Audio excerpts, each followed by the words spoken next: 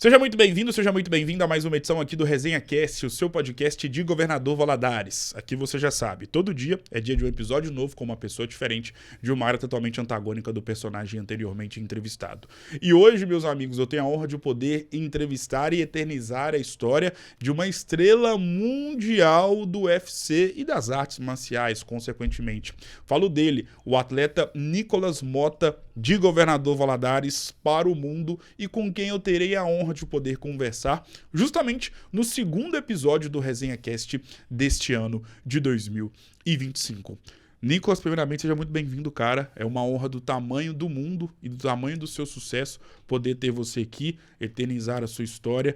Muito obrigado por ter aceitado o convite. Seja muito bem-vindo.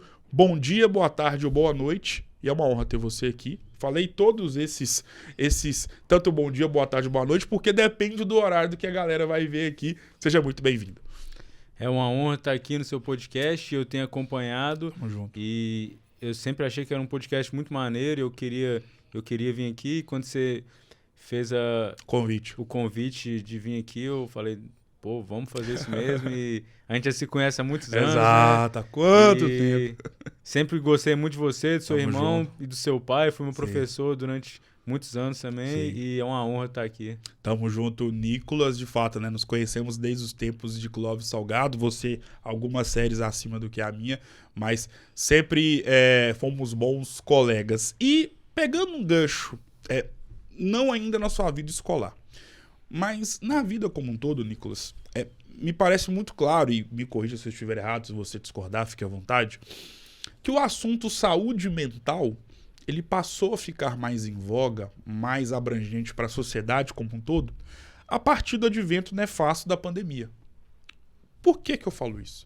Quando eu era pequeno, e você pertence à mesma geração que a minha, eu não me recordo, eu não lembro muito das pessoas falando de ansiedade, depressão ou de saúde mental. Parece que teve que vir a pandemia para a gente se alertar em relação a essa pauta. E hoje, diferentemente de outrora, existe esse debate acerca da saúde mental. Os veículos de comunicação nem se fala, internet então nem se fala.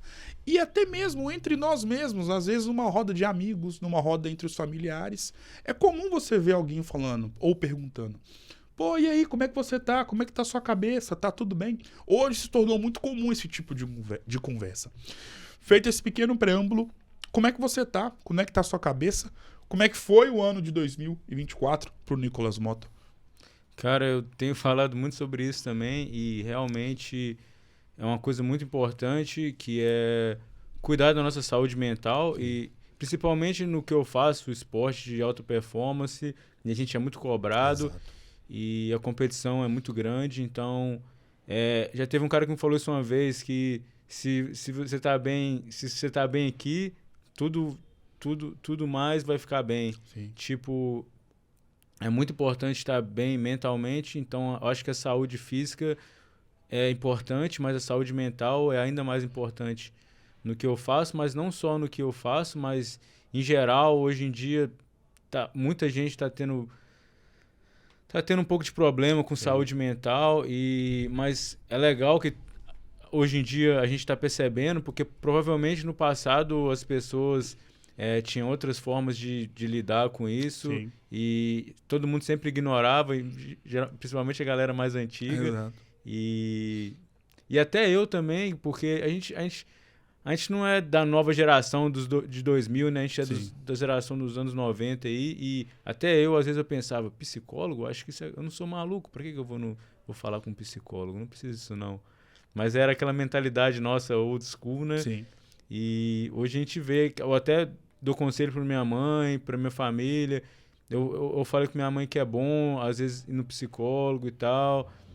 Ela me ouviu, ela até foi um pouco também agora, eu fiquei feliz pra caramba por isso. Porque não é questão de você ter algum problema psicológico, mas é uma questão de você se entender melhor, sabe?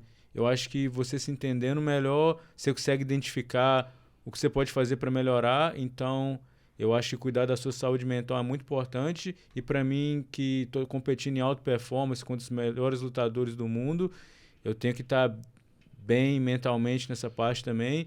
E e me conhecer melhor mentalmente, que a luta, né, é nada mais do que você tá se melhorando Sim. em várias áreas e você também tem que estudar, melhorar, estudar seu oponente também e você se melhorando, você vai ser um melhor lutador, tipo. Com certeza. Como é que era o Nicolas Mota nos tempos de colégio Clóvis Salgado? Como eu era, cara, eu acho que eu era tranquilo. Eu sempre fui um cara bem tranquilo, acho que eu era tímido. Sim. Isso aí eu lembro. Eu era Bem na sua, bem bem tranquilão. na minha. E quando eu comecei a treinar e competir, eu comecei a amar o esporte e eu fui por outro caminho. Minha família queria que eu estudasse, fizesse faculdade, como você fez Ah, também. que isso.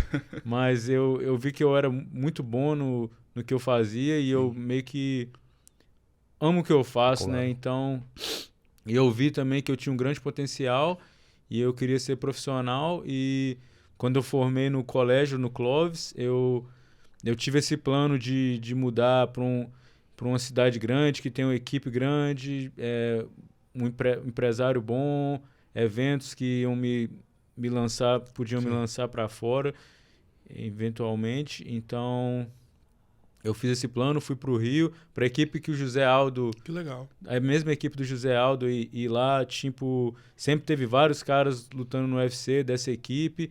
Então, eu acho que era o melhor lugar para criar essa oportunidade, porque eu vim de uma cidade pequena e eu fui para fora porque eu pensei nisso. Se eu não tiver a oportunidade, eu vou criar essa oportunidade. Exato. Se eu não tiver uma porta, eu vou criar essa porta e vou fazer acontecer. E foi o que eu fiz. Em relação às artes marciais, e é interessante notar que todo atleta de alta performance, como é o seu caso, mas independentemente do esporte em que ele pratica, do esporte que ele está inserido, existe ali, ninguém nasce querendo ser atleta ou amando algo. Isso acontece durante a nossa existência aqui na Terra. Em qual sentido que eu quero dizer?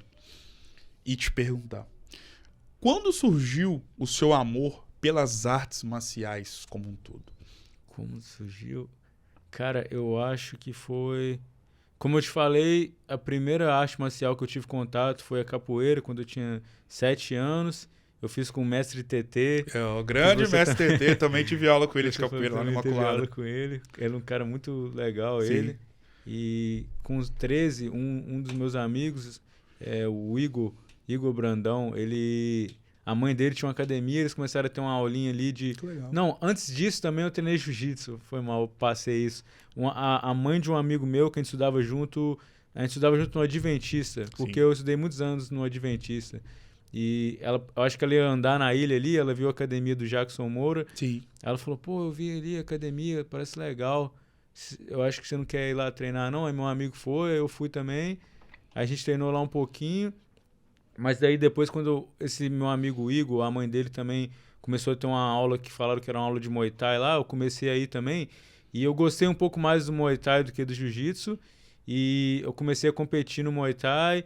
Com 15 eu fui pro Xandinho, porque o Xandinho ele era filiado à Federação Mineira de Muay Thai. E ele fez o primeiro campeonato mineiro de Muay Thai na Praça de Esportes. Que era uma coisa mais profissional, sabe? Sim. Então eu comecei a treinar com o Xandinho. Eu também treinei com o Carioca. Eu fui em todas as academias, no Patrick também. E eu comecei a competir no kickboxing e eu gostei muito, porque o jiu-jitsu é muito bom também, mas eu acho que eu gostava mais de ação, sabe? Porque o kickboxing era muita ação e eu gostava muito de kickboxing. Então eu competi bastante, eu viajava para Juiz de Fora. Durante minha adolescência eu competi muito no kickboxing. Eu até competi no Campeonato Mineiro de Jiu-Jitsu, mas eu meio que achei um pouquinho chato, assim, sabe? Era meio parado. Já o kickboxing era ação o tempo todo. Era muito bom de assistir, né, kickboxing. Sim. E eu sonhava em lutar, tipo, no Japão, na Europa, lutar kickboxing. E eu fui invicto no tempo que eu lutei kickboxing morando em Valadares, dos 15 até os 18, 19. eu fui invicto no kickboxing. E daí eu queria... Pô, eu amava tanto luta, eu amava tanto o esporte, eu queria ser tanto... Viver do esporte, Sim. né? Então, na época eu gostava mais de kickboxing, porque eu achava que às vezes as lutas que tinha muito luta agarrada era um pouquinho chata e tal. Mesmo eu treinava sempre, Sim. mas eu achava kickboxing bem mais... Como que eu posso falar uma palavra? Tipo, bem mais Intenso. intenso e show, sabe? Sim. Então, eu pensei, o que eu posso fazer? Será que talvez para lutar kickboxing não dá dinheiro no Brasil? A não ser que você mora na Europa, você luta na Europa. Mas aí seria um custo muito alto, né? E daí um dos meus amigos que também lutava kickboxing, eu vi que ele... Porque na época no Brasil, os dois maiores lugares para as maiores equipes de MMA do Brasil eram no Rio e Curitiba. Sim. Então eu pensava antes em ir para Curitiba, só que daí eu vi um amigo meu que ele tinha ido para Nova União, que era no Rio. E porque parece que um parente dele casou com um parente do André Pederneiras, que é o treinador do José Aldo. Daí eu comecei a olhar, Nova União, aí tem um site que mostra todos os cartéis, as equipes, o nome, quem tá na equipe, e eu vi que essa equipe só tinha cara sinistro. Só os tops. Só os tops dos tops. E eu falei, caraca, essa é uma boa ideia. Eu falei com meu pai falou, isso é até melhor, porque aí você fica mais perto da gente, né? Sim. Porque Curitiba é longe pra caramba. Aí eu conversei com um dos principais atletas lá da Nova União do Rio, ele falou, não, eu vou conversar com o Dedé, que era o dono, e você pode vir. Daí o Jesus lutava comigo na época kickbox também. Não sei se você conheceu o Jesus já. Não, já ouvi falar, mas eu sei assim de... O nome dele é vista. Felipe, mas Sim. Jesus é apelido. Ah, acho que... Então, o pai dele é pastor ainda. Aí o pai dele Tá falou... explicado esse sobrenome, o apelido. Aí o pai dele falou, pô, o meu amigo pastor Sérgio, ele no centro do Rio, ele tem uma igreja e tem um lugar em cima da igreja que tem um quarto que vocês podiam, tinha uns quartos assim que vocês podiam morar lá. Que legal, cara. Aí a gente falou, então vamos fazer isso então. Daí a gente foi pro Rio, mudamos pro Rio e era perto do metrô, a gente pegava o metrô e ia treinar no Flamengo, que era Nova União, na zona sul do Rio. Sim. Sobre a sua inserção nas artes marciais, quando um atleta de alta performance se vê no estágio e no patamar onde você se encontra, imagino que já deve ter passado pela sua cabeça a seguinte ideia. Poxa, comecei a me apaixonar pelas artes marciais, pelo esporte como um todo, e eu queria saber de você, quando foi o start que você viu, e até mesmo os seus treinadores, ou até colegas de profissão, quando foi o start para que as artes marciais pudessem sair da sua vida em relação a ser apenas um hobby, ou a disputar alguns campeonatos, depois voltar para casa, para ser algo realmente profissional da sua vida e não ser apenas um hobby, mais um esporte que você pratica, mas algo profissional e algo que você de fato possa viver. A partir de qual momento que teve esse start na vida? Cara, pra gente ver, Mota? do mesmo jeito que alguém às vezes pode te falar uma coisa que pode te deixar mal, alguém também pode... Por isso que é bom a gente nunca... Por isso que é bom a gente tentar sempre falar coisas boas para as pessoas e Sim. não tentar colocar as pessoas para baixo e tentar... Porque eu sou assim, eu gosto de colocar as pessoas para cima, eu não quero colocar ninguém para baixo. E eu lembro uma vez, quando eu tive a minha estreia no kickboxing, no Campeonato Mineiro, que eu fui campeão mineiro, eu fiz um lutão, venci, e eu lembro do Xandinho me ligando e falando, cara, você tem muito talento, você vai... E ele meio que afirmou, você continuar assim, você vai lutar no K1, que o K1 era o maior evento de kickboxing do mundo, um evento no Japão, que era só os melhores dos melhores. E quando alguém fala alguma coisa pra você assim, positiva e meio que afirma que você consegue, tipo, isso entrou na minha cabeça e já foi, eu acho que foi o primeiro momento que eu acreditei. E no final das contas é muito importante acreditar. E eu lembro que quando eu mudei pro Rio e treinava com o José Aldo, quando eu perguntava a ele sobre as coisas incríveis que ele fez, ele só falava, é porque eu acredito. É simples. Porque tudo que ele fez, ele acreditava antes dele fazer, ele acreditou, tipo. Entendi. Né? Sobre a vida do Nicolas Motta nos tempos atuais. Hoje você mora em Las Vegas, é um dos grandes nomes do UFC e um dos grandes nomes das artes marciais como um todo, e de fato no mundo inteiro. E para quem é daqui de Governador Valadares, para quem como eu, por exemplo, já tive contato com você e comecei a ter contato contigo ainda nos primórdios da sua vida, lá no Clóvis Salgado, depois você também estudou no Integral, também teve um longo período no Adventista, é muito gratificante ver aonde você chegou. E querendo ou não, você representa a cidade de Governador Valadares e você talvez não, tenho certeza, é um dos grandes capítulos da história do esporte da nossa cidade, porque você é um dos poucos nomes que saíram daqui e conseguiram alçar voos maiores, e você não apenas sonhou, você sonhou e conquistou tudo aquilo que você vem conquistando ao longo do tempo. Tanto é que hoje você é um dos grandes nomes do UFC. Como é que é isso para a vida do Nicolas Motta? Faltou falar uma coisa que eu fui falar muito sobre. Eu estava falando muito sobre acreditar, mas acreditar é importante, mas também o que é mais importante ainda é ter foco, disciplina e muito trabalho, né? E não só acreditar, mas a gente também tem que fazer muitos sacrifícios e trabalhar muito e fazer os planos, seguir os planos para fazer as coisas darem certo.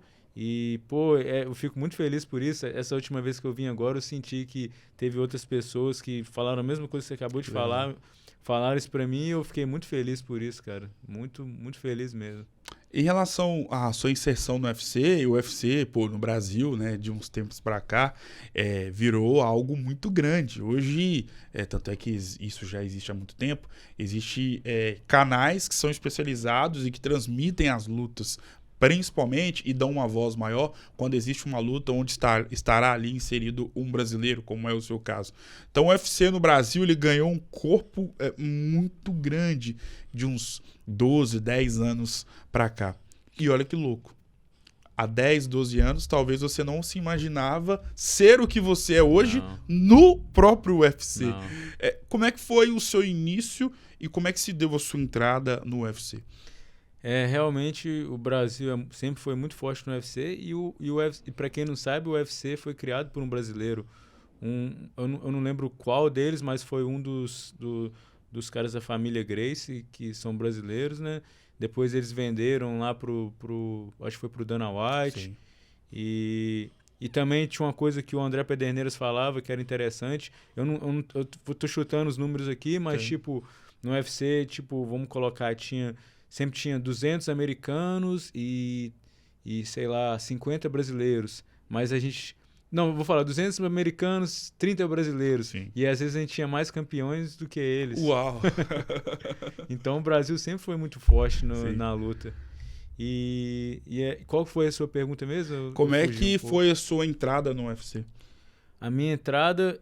vamos voltar no passado. Eu lembro que aqui em Valadares, meu tio tinha aquele canal FX. Sim. Aí passava o TUF, o The Ultimate Fighter, que era um reality show, que era tipo Big Brother, só que do UFC. Sim. Era tipo um Big Brother, os caras ficavam numa casa e lutavam entre si. Que legal, cara. E daí, meu primeiro contato com o UFC foi nesse reality show, porque eu mudei pro Rio com 18 para 19, daí com 21 eu tinha 6 vitórias, 1 derrota, 5 nocautes, então eu tinha o estilo que o UFC gosta, o estilo que vende.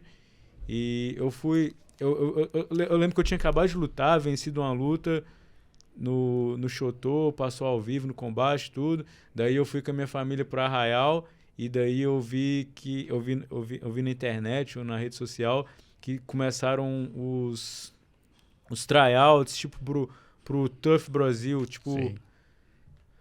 Que a gente podia se inscrever e tal. Eu fiquei louco na hora, eu peguei e fui no Lan House. Nossa, aí você foi fundo, Lan House. Eu parei de curtir com a minha família um momento ali, e eu fui na Lan House, me inscrevi. Eu pensei, não, eu vou conseguir entrar.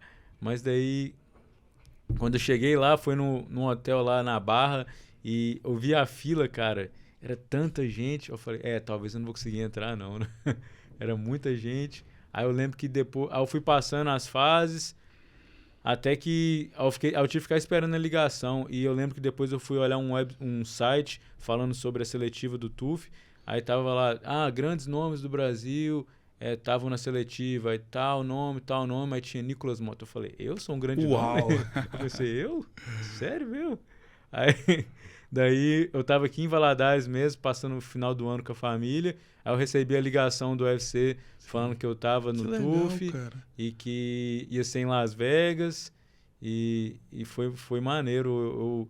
Foi minha primeira vez nos Estados Unidos, mas eu não tive a oportunidade de realmente conhecer os Estados Unidos, porque a gente estava confinado. A gente ficava confinado na casa, aí tinha uma van que ia para academia e depois a van voltava para casa. Então eu só ficava assim, olhando a janela da van, assim, pensando, pô, que maneiro esse lugar aqui. Eu lembro que uma vez eu falei para mim mesmo, um dia eu vou morar aqui ainda. E é onde eu moro agora. Caramba, realizando sonhos. Nicolas, o que te move na sua vida como atleta e como homem? O que me move? Eu acho que são cumprir meus objetivos e realmente isso de crescer como homem também. Eu acho que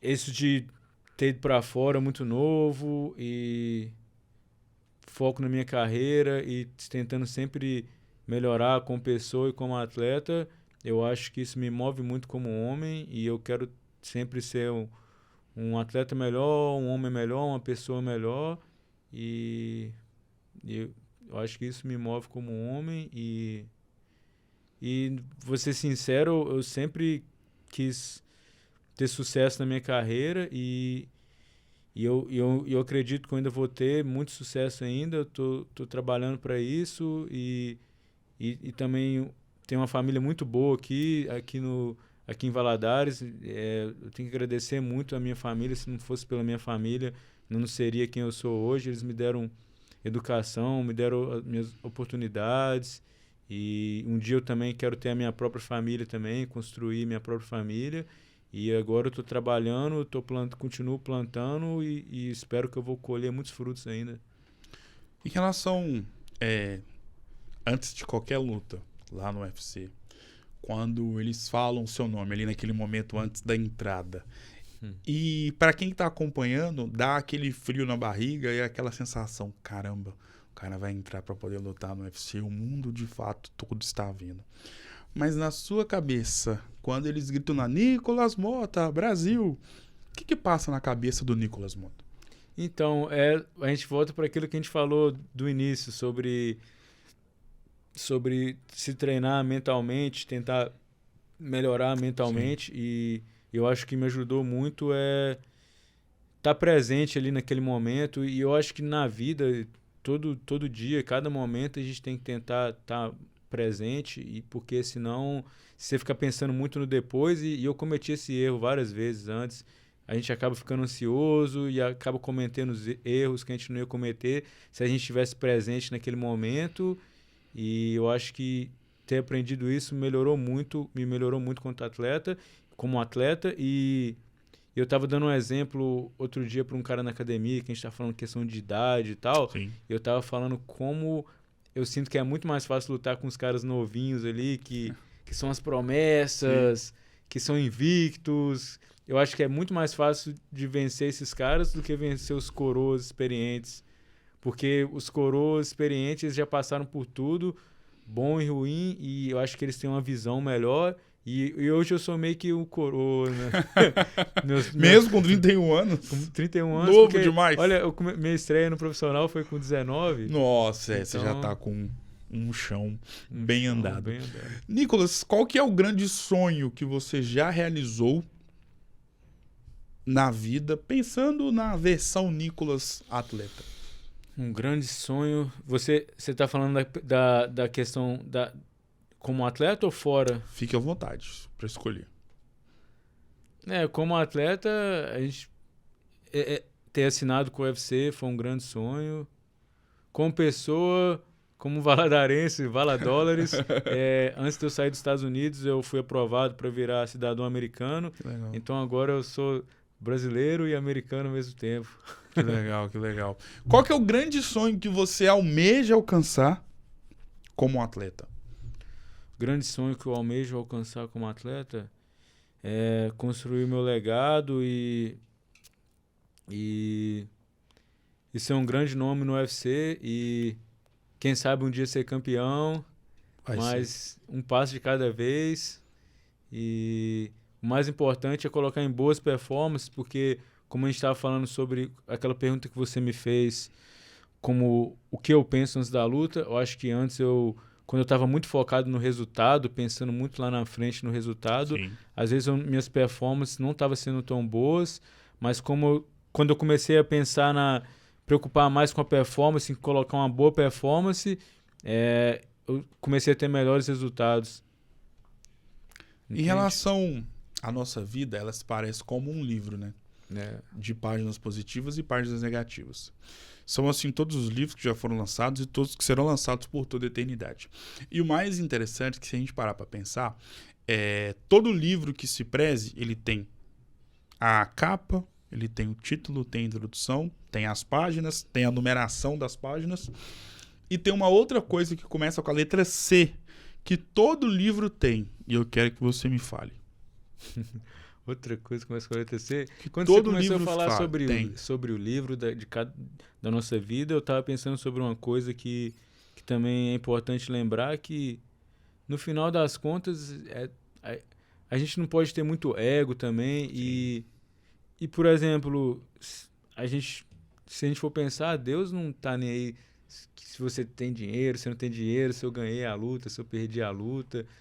No final das contas, isso aqui é tudo passageiro, né? Às vezes, talvez o legado não é nem tanto ganhar a luta, ou ter sucesso, ou ganhar muito dinheiro, mas o que você faz por outras pessoas, né? Durante sua vida e às vezes deixar um pouco o ego de lado, porque no final das contas, e não ficar tanto importando o que as pessoas pensam, o que elas pensam da gente, o que elas vão pensar, porque no final das contas essas coisas não importam tanto, mas o que você faz ali, as pessoas que você ajudou durante o caminho, sei lá, o que você está fazendo de bom ali, apesar de que também não vai fazer tanta diferença, mas você entende o que eu quero dizer? Né? Me fale algo que tem em todo livro com a letra C. Em todo livro? A capa? Já falei a capa. Tem Capítulos? outra. Acertou. Um dos poucos que acertaram. E todo capítulo que se preze são momentos importantes. Tanto na nossa vida e na vida de um livro, todo capítulo é um marco na história que ali está sendo contada. E nós temos dois tipos de capítulos. Os capítulos da nossa versão profissional e os capítulos na versão pessoal. Na sua vida profissional, imagino que quando você assinou com o UFC, talvez tenha sido um dos capítulos mais importantes da sua história como atleta. Quando você conseguiu se instalar e morar de fato nos Estados Unidos, onde a gente sabe que é o berço de quem está inserido no segmento onde você está, imagino que deve ter sido um capítulo muito importante. Só que, como eu disse, temos dois tipos de capítulos, na vida profissional e na vida pessoal. Na vida pessoal, esses capítulos são ainda mais importantes porque, normalmente, eles são feitos de pessoas únicas, marcantes e para lá de especiais da nossa vida. Feita essa pequena introdução, no livro da vida do Nicolas Motta. Como o Nicolas Motta classificaria, imagino eu, com incontáveis páginas, sobre o capítulo da sua vida chamado Iracema Motta? Minha mãe, ela me educou muito bem, aprendi muito com ela. Minha mãe, meu pai, meus tios, minha avó. E como eu falei aquela hora, minha família... Eu sou quem eu sou por causa da minha família. Sim. Minha mãe, ela é maravilhosa e ela me educou muito bem. E ela sempre foi brava também. talvez eu herdei isso dela também. Sim. Em relação à nossa vida, além de se parecer como um livro, todo livro tem páginas. E na nossa vida nós também temos páginas. Páginas positivas ou páginas negativas? E é assim a vida de todo mundo. Você passar aqui na rua, você vai perguntar para qualquer pessoa que estiver andando, ela vai ter ali páginas positivas e páginas negativas na vida dela. É assim a nossa vida. Qual que é, ou quais são as páginas mais tristes da vida do Nicolas Mota e o que você fez para passar por cima dessa adversidade? Eu acho que o que faz total diferença é como a gente não sucumbe às adversidades, né? Porque na vida de todo mundo não vai ser só vitórias, né? Vai ter derrotas que você vai ter que levantar ali. E eu acho que o que faz a diferença é a pessoa que consegue levantar quantas vezes for preciso e continuar seguindo em frente. E história... E eu não quero falar sobre história triste, eu acho que... Eu não quero me... Eu acho que a gente querer se vitimizar não é legal, não. Eu acho que a gente tem que estar sempre seguindo em frente e não ficar pensando em coisa triste. Isso é se é no passado, o passado já passou e vamos focar no presente, que só o presente pode mudar o nosso futuro, né? Então, eu acho que não tem nenhuma história triste para contar, não. Em contrapartida, qual foi a página ou as páginas mais bonitas da vida do Nicolas Mota? As páginas mais bonitas? Eu acho que as amizades que eu fiz e também eu acho que ver, tipo, Deus agindo na minha vida e algumas vezes que eu pedi a Deus para fazer aquilo acontecer e parece que me escutou e eu acho que é isso. Eu acho que uma coisa legal é que muitas vezes, se eu for olhar a minha história, muitas vezes tinha tudo para dar errado e foi sempre dando certo. Meio que, tipo, eu tava pensando isso antes da minha última luta, que várias coisas aconteceram, várias coisas dando errado, e eu lembrei que minha tia me deu um conselho que foi, porque eu fiquei sabendo da luta faltando pouco tempo, eu tive que viajar para a Ásia, a luta foi na China, e várias coisas estavam dando errado, e eu lembro que quando marcou a luta, eu liguei pra minha tia falou, não, se for para dar certo, Deus vai fazer as coisas, vai dar certo, se não for para dar certo, não vai dar. Então, quando começou a acontecer algumas coisas difíceis, assim, bem difíceis, eu falei, não, eu vou continuar confiando, e foi ajeitando, e no final das contas foi uma das melhores lutas que eu fiz no UFC, e foi uma grande vitória, e minha primeira sequência de vitórias dentro do UFC, e 2004 terminou bem. 2024. 2024. 2004 você devia jogar bola ainda na escola. Nossa, eu era ruim. Aí foi pra luta, né? É melhor. Agora é o jogo das palavras. Eu vou citar algumas palavras ou nomes e você vai defini-los ou defini-las com uma palavra. Podemos ir? Pode. Vida. Vida. Presente. Deus. O melhor. Colégio Adventista. Onde eu cresci. Clóvis Salgado. Onde eu terminei o colégio. Governador Valadares. Onde eu nasci. Estados Unidos. Onde eu vivo. Artes marciais. Minha vida. UFC. Meu trabalho. Iracema. Minha mãe. Nicolas Mota. Quem eu sou. Se defina com uma palavra. Deixa eu ver. Inabalável. Boa definição. Defina a sua história de vida com uma palavra. Minha história de vida com uma palavra. Perseverança. Defina a sua vida com uma vida, frase. Nunca parar. Defina essa conversa com uma palavra. Ótima.